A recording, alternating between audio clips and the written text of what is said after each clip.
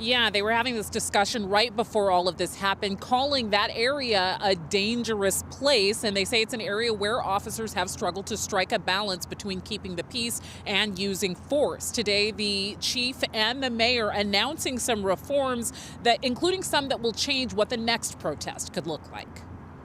Okay, well, thank you. I'm here Tonight, Mayor Jenny Durkan and Chief Carmen acknowledging the challenges that have plagued policing of Seattle's protests. The standoff situation at the East Precinct is like nothing I've ever seen before. The East Precinct has become a dangerous flashpoint. It's an area that has bedeviled law enforcement as protests wear on. The East Precinct station, where protesters have gathered daily for the last week and a half.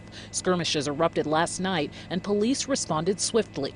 Too swiftly, Mayor Durkan said. The response seemed too quick to escalate, and too quick to deploy flashbangs, pepper spray, and the deployment of the National Guard. The mayor and police chief say from now on, police are changing how they approach protests. Significantly reducing the number of officers that are both on the line and in the immediate area, and removing some of the protective gear that we've had on, that we were wearing, I should say, that really caused people some concern. After meeting with protesters, Black Lives Matter representatives, and faith leaders, Mayor Durkan says she'll issue an emergency order requiring officers to wear body cameras during protests. Officers who cover their badges, she says, will be punished. Any officer violating the policy will be held accountable.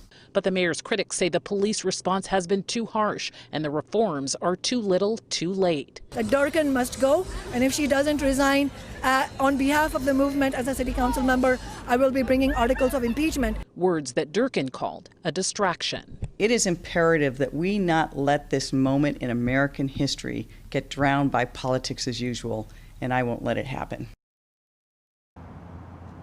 The mayor also announced some deeper, longer-lasting reforms, including saying that she would put a freeze on any new spending on weapons or technology with the police department, and work to identify $100 million that could be invested back into the community. Live in Seattle, Kristen Ayers, King 5 News.